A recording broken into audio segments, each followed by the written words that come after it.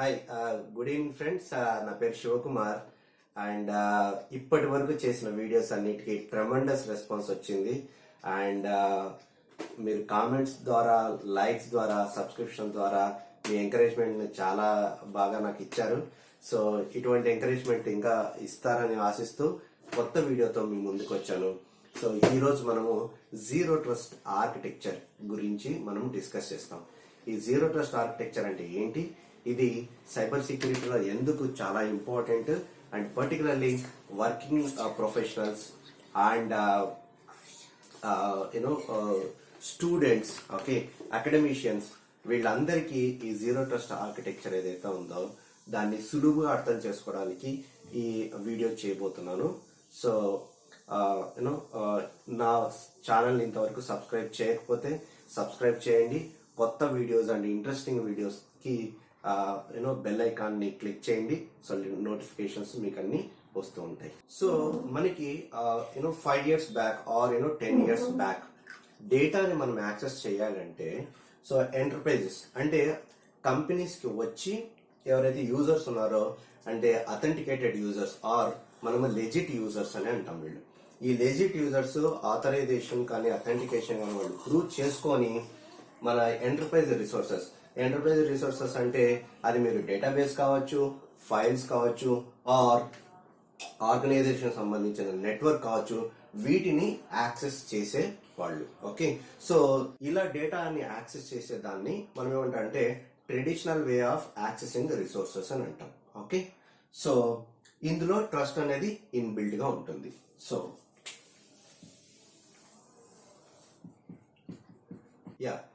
So ఇప్పుడు traditional వేలో మనం ఏం చేస్తున్నాం, ఓన్లీ ద ఇంటర్నల్ యూజర్స్ మాత్రమే మన ఎంటర్ప్రైజ్ రిసోర్స్ డేటాని కానీ, నెట్వర్క్ ని కానీ, ఫైల్స్ కానీ యాక్సెస్ చేసేదానికి అవకాశం ఉంది. ఓకే, బట్ ఇది వచ్చేసి ఒక రిజిడిటీ మోడల్. ఓకే, ఇందులో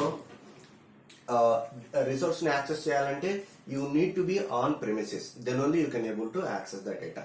అంటే మీరు డేటాని యాక్సెస్ చేయాలంటే ఇక్కడికి ఉండాలి, అంటే ఆర్గనైజేషన్స్ లోకి ఫిజికల్ గా కనెక్ట్ అవ్వాలి. సో అది కాకుండా with the advent of technology, ఇప్పుడు టెక్నాలజీ అడ్వాన్స్మెంట్ వల్ల మనకి ఈ ఆర్గనైజేషన్ డేటాని వేరియస్ వేస్ లో మనము యాక్సెస్ చేసేదానికి అవకాశం వచ్చింది. ఓకే, సో ఈ కరోనా వల్ల మనకేంటంటే 10 years ముందు జరగాల్సిన అడ్వాన్స్మెంట్ అంతా చాలా ఫాస్ట్ గా జరిగింది. సో ఇప్పుడు మీరు చూడండి, ఈ ఆర్గనైజేషన్ డేటాని క్లౌడ్ సర్వీసెస్ కూడా మన డేటాని యాక్సెస్ చేయొచ్చు, అంటే ఆర్గనైజేషన్ డేటాని యాక్సెస్ చేయొచ్చు. వేరియస్ డివైజెస్ లైక్ మన డేటా, అది ల్యాప్టాప్ కానీ, డెస్క్టాప్స్ కానీ, టాబ్లెట్స్ కానీ, ఓకే, వాటి వేరియస్ డివైజెస్ ద్వారా కూడా మన డేటాని కనెక్ట్ అయ్యి డేటాని యూజ్ చేయొచ్చు.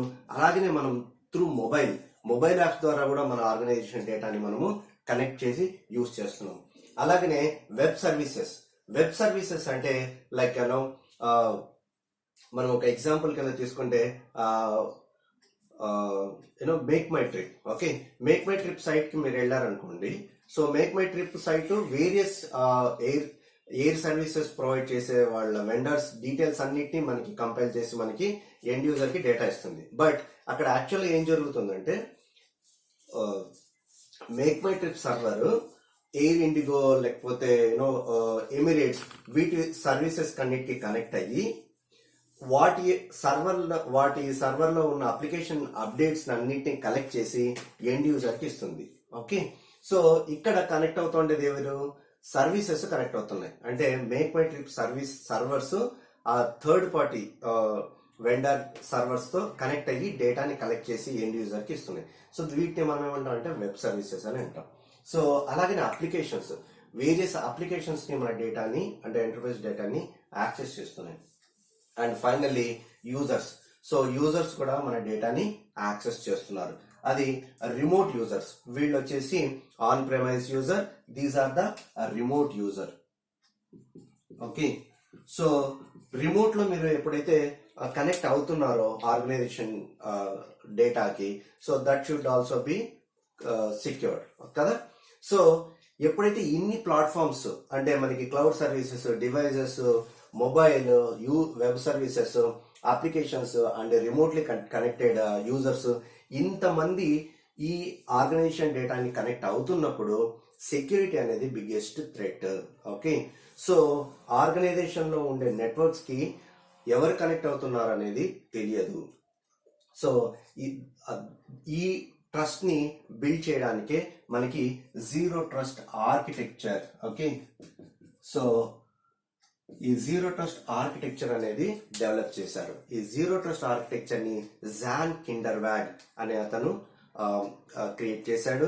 సో ఇది 2010 అంటే 2010 లోనే ఈ కాన్సెప్ట్ అనేది ఆయన డెవలప్ చేశాడు. కాకపోతే మనకి ఈ టైంకి అంటే 2021 అయినా కూడా మనం ఈ జీరో ట్రస్ట్ కాన్సెప్ట్ గురించి ఎందుకు మాట్లాడుతున్నాం అంటే, any connection which is trying to get connected to our enterprise resources that should not be trusted. Every connection should be prove it's identity, prove it's trust. Okay, trust అనేది కూడా ఒక vulnerability అని ఈ zero trust architecture అనేది మనకు చెప్తుంది. ఇన్హెరిటెంట్ గా ఎవరిని మనము ట్రస్ట్ చేయకూడదు. సో ఇలా వేరియస్ యాక్సెస్ సర్ఫేసెస్ ఉన్నాయి కదా, వీటిని ఎలా ఐడెంటిఫై చేయడం, ఎలా వాటి ట్రస్ట్ ఫ్యాక్టర్ని ఎలా బిల్డ్ చేయడము, వాటిని మనం ఎలా ఐడెంటిఫై చేసి మన సెక్యూర్ కనెక్షన్ ఇవ్వడం అనేది ఈ జీరో ట్రస్ట్ ఆర్కిటెక్చర్ అనేది చెప్తుంది. Okay, yeah, we will discuss about zero trust architecture. So John Kindervag propose చేసినటువంటి జీరో ట్రస్ట్ ఆర్కిటెక్చర్ ఇది NIST National Institute of Standards and Technology 800-207 special publications లో ఈ టోటల్ ఆర్కిటెక్చర్ సంబంధించిన డీటెయిల్స్ అన్ని అందులో mention చేశారు. సో ఫస్ట్ మీరు దీన్ని అర్థం చేసుకున్నారనుకోండి, ఆ డాక్యుమెంట్ అరౌండ్ ఒక 59 పేజెస్ ఉంటుంది. అది మీరు ఈజీగా చదివేయచ్చు. ఓకే, సో ఫస్ట్ ఇప్పుడు మనం ఏం చేస్తామంటే, we will understand what is this typical structure of zero trust architecture. By implementing zero trust architecture, how our resources are secured. Okay, అనే దాని గురించి మనం ఇప్పుడు డిస్కస్ చేద్దాం. సో ఫస్ట్ వచ్చేసి జీరో ట్రస్ట్ ఆర్కిటెక్చర్ లో మనకి కోర్ కాంపోనెంట్స్ వచ్చేసి కంట్రోల్ ప్లేన్, డేటా ప్లేన్, ఈ రెండు పోర్షన్స్ ఉంటాయి. First we will talk about the control plane. Control plane లో we have policy engine, policy administrator. ఈ policy engine and policy administrator రెండింటిని కలిపి మనం ఏమంటున్నాం అంటే పాలసీ డెసిషన్ పాయింట్ అని అంటున్నాం. Okay, and what is a policy? Policy is nothing but certain rules. Okay, so rules అంటే ఏంటంటే, ఇప్పుడు మన ఆర్గనైజేషన్ డేటా ఉంది. So this is enterprise resources అనుకోండి. సో దీన్ని యాక్సెస్ చేయాలంటే మనం ఒక రూల్స్ సెట్ ని రాసుకుంటాం. ఆ రూల్స్ ఎలా అంటే, users from India only need to access my resources అనేది ఒక పాలసీ, ఒక క్రైటీరియా. ఓకే, రెండోది users with the white listed IP addresses. Okay, so India నుంచి ఉండాలి, బట్ వాళ్ళకి ఆల్రెడీ వైట్ లిస్టెడ్ IPs అంటే మనం కనెక్ట్ అయ్యేటప్పుడు ఒక IP అడ్రస్ అనేది ఉంటుంది కదా, ఆ IP అడ్రస్ తో మాత్రమే వీళ్ళు కనెక్ట్ అవ్వాలి ఈ resources. That is second rule. Third rule, only users from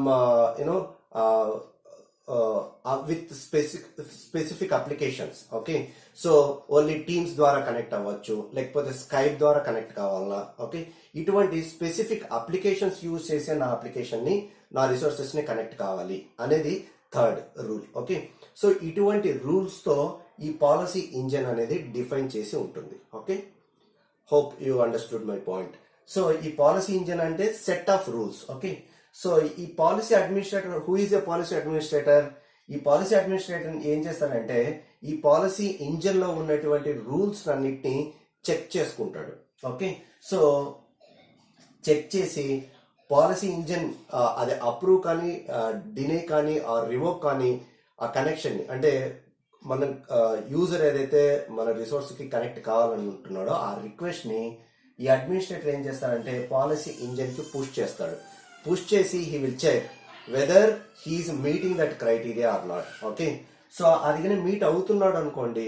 okay, అంటే యూజర్ వచ్చేసి సక్సెస్ఫుల్ గా అన్ని కండిషన్స్ ని ప్రాపర్ గా మీట్ అవుతున్నాడంటే పాలసీ ఇంజన్ ఏం చెప్తుందంటే he's approved user, you can we're approving it అని చెప్పేసి పాలసీ అడ్మినిస్ట్రేటర్ కి మెసేజ్ వస్తుంది. ఓకే, పాలసీ అడ్మినిస్ట్రేటర్ ఏం చేస్తాడంటే he will initiate some sessions. Okay, so అది ఆ సెషన్ ఎందుకు ఇనిషియేట్ చేస్తాడంటే అథెంటికేషన్ కి. Okay, so policy administrator he will discuss with the policy enforcement point. ఈ పాలసీ ఎన్ఫోర్స్మెంట్ పాయింట్ అనేది మనకి డేటా ప్లేన్ లో ఉంటుంది. Okay, now we're coming to the data plane.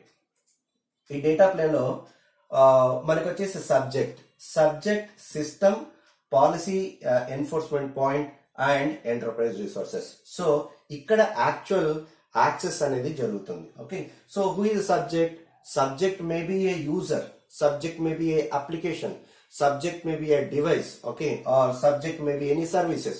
We discussed about previously that so many access surfaces ఉన్నాయి కదా, వాటినన్నిటిని మనం ఏమనుకోవచ్చు అంటే subject అని ట్రీట్ చేయొచ్చు. Okay, subject will use some system, maybe they are using some kind of devices. Through the devices the connection will come to the policy enforcement point. Policy enforcement point అంటే nothing but ఒక security guard అనుకోండి. Okay, so the moment the connection will come to him, he will divert that connection to the policy engine or policy decision point. PDP అని రాశాను కదా ఇక్కడ. PDP అంటే nothing but policy decision point. Policy decision point ఆ request ని push చేస్తాడు. ఈ administrator ఏం చేస్తాడంటే, okay I got some request, he will again push that request to the policy engine. Okay, so policy engine లో ఆ request అంటే again it will check with all the rules. Okay, so here the user is from India, first criteria meet అయ్యాడా లేదా, user from with this white listed IP addresses meet అయ్యాడా లేదా, user with defined applications connect అయ్యాడా లేదా. So అవన్నీ check చేసుకొని అది ఏం చేస్తుందంటే అప్రూవ్ డినయా అనేది డెసిషన్ అనేది పాలసీ అడ్మినిస్ట్రేటర్కి ఇస్తుంది. Policy administrator he will say if he's properly get connected, అంటే ఆ క్రైటీరియాకి అందరికి మీట్ అవుతుంటే ఈ కనెక్షన్, ఈ policy administrator policy enforcement point ఏం చెప్తాడంటే, yes this is a legit connection, you can give access by providing their అథెంటిసిటీని ప్రూవ్ చేసుకోమని చెప్తారు ఇక్కడ. ఓకే, సో ఈ పాలసీ ఎన్ఫోర్స్మెంట్ పాయింట్ అంటే ఇక్కడ మనం ఈ సెక్యూరిటీ గార్డ్ అన్నాం కదా, ఈ security guard policy enforcement point ఏం చెప్తుంది, ఈ will ask the subject that prove your authenticity. How they can prove their authenticity? They can give the OTPs or they can give some kind of a multi-factor authentication. Okay, so ఇటువంటి various authentication methods తో తను ఈ subject అనే తను ఈ అథెంటిసిటీని అంటే session ని మనకి అథెంటికేట్ చేసుకుంటాడు. ఓకే, సో ఎప్పుడైతే అథెంటికేట్ అవుతాడో ప్రాపర్ గా, దెన్ ఈ సబ్జెక్ట్ కి పాలసీ ఎన్ఫోర్స్మెంట్ పాయింట్ యాక్సెస్ అనేది ఇస్తుంది. ఓకే, సో ఎప్పుడైతే policy enforcement point will be in middle between the enterprise resources and the subject. Okay, so this is called data plane, this is called control plane. Okay, so hopefully మీకు ఇది అర్థమైంది అనుకుంటాను. So ఇక్కడ మనకి ఇందులో మీకు ఏమైనా డౌట్స్ ఉంటే మీరు కామెంట్ సెక్షన్ లో కామెంట్ చేయండి, I will try to reply you back. Okay, so ఇక్కడ పాలసీ ఇంజిన్ ని ఇన్ఫ్లుయెన్షియల్ చేసేటువంటి ఎలిమెంట్స్ ఆర్ ఫ్యాక్టర్స్ అనేది మనకి left side and right side ఉన్నాయి. Okay, so now we will look at it, what are those influential elements which will influence the policy decision point. Okay, ఈ policy decision point ఎవరు influence చేస్తారనేది చూద్దాం. On the left hand side we will have CDM, continuous diagnostic and management, and industry compliance. Okay, so industry compliance, threat intelligence and activity logs. Okay, so these are the 4 elements, and here we have data access policy, public key infrastructure, ID management and SIM management. Okay, so now we will discuss about in detail about all these influential factors.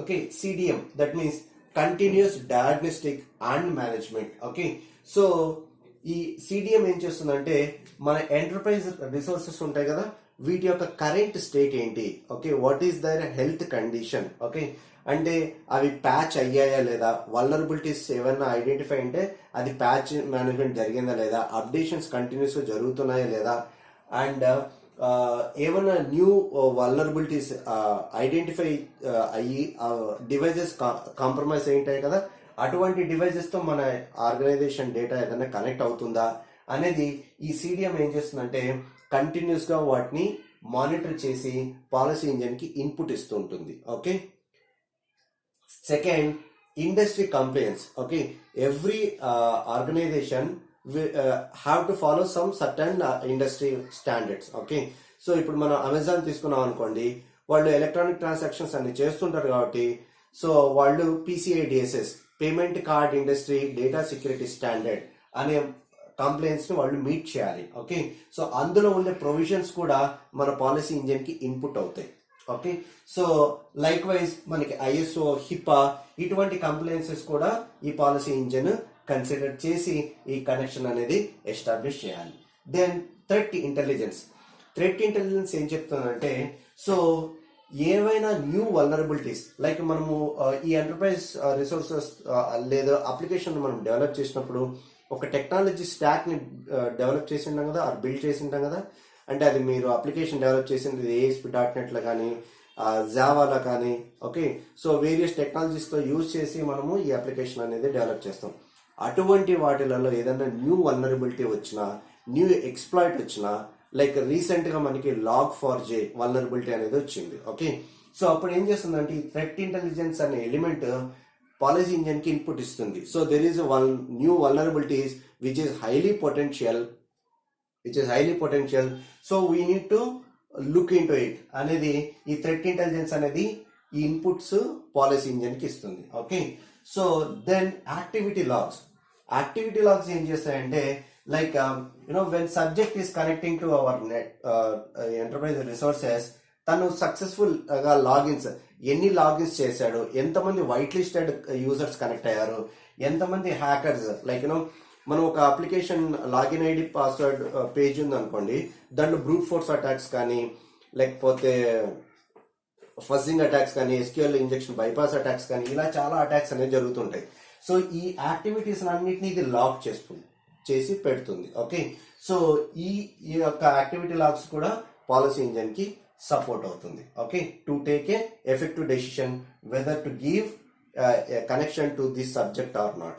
Okay, yeah, so now we will see on the right hand side elements. Okay, so on right hand side we have a data access policy, PKI, that means public key infrastructure, ID management and SIEM management. Okay, so data access policy ఏం చేస్తుందంటే మనకి internal policy rules కొన్ని ఉంటాయి. Okay, so internal గా డేటాని access చేసుకునే ఎలా access చేయాలి, ఎవరు యాక్సెస్ చేయాలి, RBAC అంటారు, అంటే రోల్ బేస్డ్ యాక్సెస్ కంట్రోల్స్ అంటారు. ఆ రోల్ బేస్డ్ యాక్సెస్ కంట్రోల్స్ అన్నిటిని మనం ఇంటర్నల్ గా ఈ డేటా యాక్సెస్ పాలసీలో ఇంక్లూడ్ చేసి మనం పాలసీ ఇంజిన్ కి ఇన్పుట్ ఇస్తాం.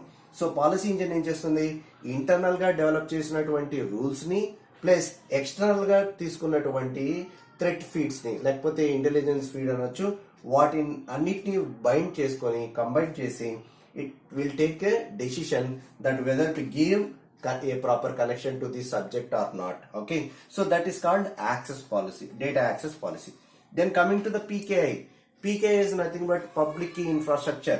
So public key infrastructure and enti, when the subject is connecting here, encryption jarugutunda leda, ante data anedi encryption lo jarugutunda leda. Okay, so and digital certificates ni, trusted certificates ni వీళ్ళు ఈ subject use చేస్తున్నాడా లేదా అనేది మనకి ఇక్కడ ఈ PK అనేది policy engine కి చెక్ చేయమని చెప్తుంది. Okay, so when the subject is trying to connect through the secured connection, అంటే ఎన్క్రిప్షన్ డిజిటల్ సర్టిఫికేషన్స్ చేసి కనెక్షన్ రిక్వెస్ట్ చేస్తే then policy engine will take decision. So encryption data అంతా PK public infrastructure అనేది చూస్తుంది. Then ID management. Okay, so the ID management is nothing but identity management. ఇక్కడ మనకి subjects అని చెప్పాం కదా, ఈ సబ్జెక్ట్స్ ఎవరైతే కనెక్ట్ అవుతున్నారో వాళ్ళ యొక్క ఐడెంటిటీ, ఇఫ్ యూజర్ అన్నారు అనుకోండి, what is their first name, last name, or mobile number, email ID. Okay, so వాళ్ళ క్రెడెన్షియల్స్, వాళ్ళ యూజర్ నేమ్, పాస్వర్డ్స్, ఇవన్నీ ఈ ID మేనేజ్మెంట్ లో స్టోర్ అవుతాయి. ఈ ఎవరైతే వైట్ లిస్టెడ్ ఉంటారో అండ్ ఐడి మేనేజ్మెంట్ లో మనకు డివైజెస్ కూడా మనం వైట్ లిస్ట్ చేయొచ్చు. అంటే కంపెనీ ఇచ్చినటువంటి ల్యాప్టాప్స్ తో మాత్రమే మన డేటాని యాక్సెస్ చేయొచ్చు. ఓకే, లేదు BYOD పాలసీ అంటారు, bring your own device policy అంటారు. సో ఆ పాలసీ కింద మీరు మీ ఆర్గనైజేషన్ లో ఎన్రోల్ చేసుకుంటే అటువంటి డివైజెస్ కూడా మీరు డివైజెస్ కూడా వైట్ లిస్ట్ అయి ఉండాలి ఆర్గనైజేషన్ లో. అప్పుడు ఈ పాలసీ ఇంజిన్ ఏం చేస్తుందంటే, yes the user is connecting through the white listed devices.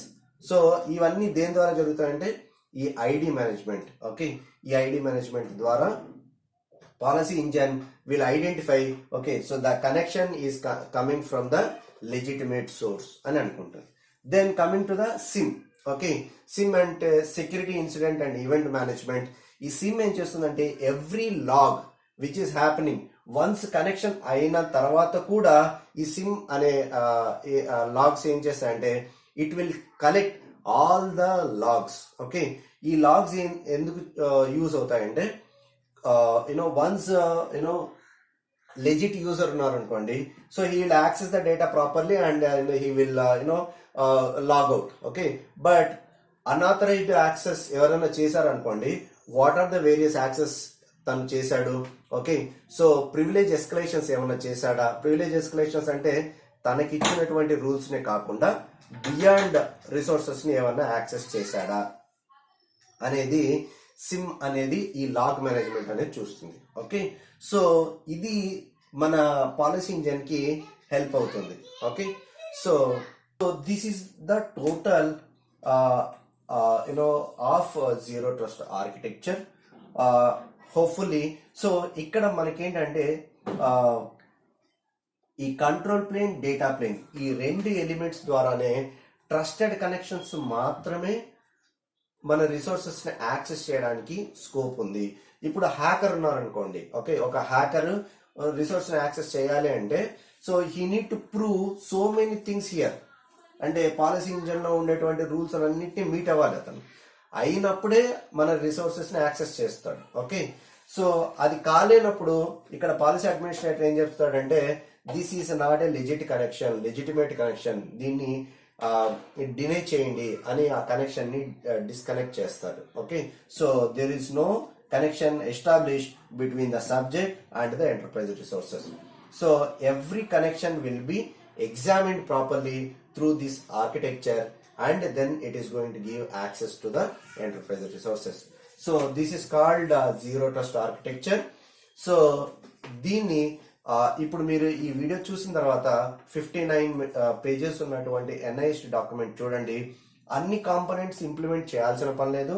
So depending on the organisation feasibility. Okay, so various models, deployment models వాళ్ళు డెవలప్ చేశారు. సో ఇవి నేను ఓవరాల్ గా చెప్పాను మీకు. ఓకే, కంప్లీట్ గా ఓవరాల్ జీరో ట్రస్ట్ ఆర్కిటెక్చర్ గురించి అంతా ఎక్స్ప్లెయిన్ చేశాను. సో కొన్ని కాంపోనెంట్స్ ని మాత్రమే యూజ్ చేసుకొని కొన్ని మోడల్స్ అనేది డెవలప్ చేశారు. అవి ఆర్గనైజేషన్ కన్వీనియంట్, కంఫర్ట్ అండ్ వాళ్ళ ఫీజిబిలిటీని బట్టి ఈ జీరో ట్రస్ట్ ఆర్కిటెక్చర్ అనేది ఇంప్లిమెంట్ చేస్తారు. ఓకే, అండ్ ఇప్పుడు కొన్ని ఆర్గనైజేషన్స్ ఏవైతే ఉన్నాయో అవి ఆల్రెడీ జీరో ట్రస్ట్ ఆర్కిటెక్చర్ ని ఇంప్లిమెంట్ చేసే పాత్ లో ఉన్నాయి. ఓకే, మనకి మైక్రోసాఫ్ట్ కానీ, గూగుల్ కానీ, నెట్ఫ్లిక్స్ కానీ ఈ organisations already zero trust architecture ని ఇంప్లిమెంట్ చేస్తున్నాయి. Okay, so this is all about zero trust architecture my friends. And hopefully మీకు ఈ వీడియో అర్థమైంది అనుకుంటాను. అండ్ ఇందులో ఎటువంటి డౌట్స్ ఉన్నా, క్లారిఫికేషన్స్ మీకు కావాలన్నా ప్లీజ్ కామెంట్ చేయండి and I will certainly reply for that. And నా ఛానల్కి మీరు కొత్త వాళ్ళైతే సబ్స్క్రైబ్ చేసుకోండి అండ్ మీరు నా వీడియోస్ని లైక్ చేయండి, సబ్స్క్రైబ్ చేయండి అండ్ కామెంట్ చేయండి. Okay, so Shivakumar, thank you.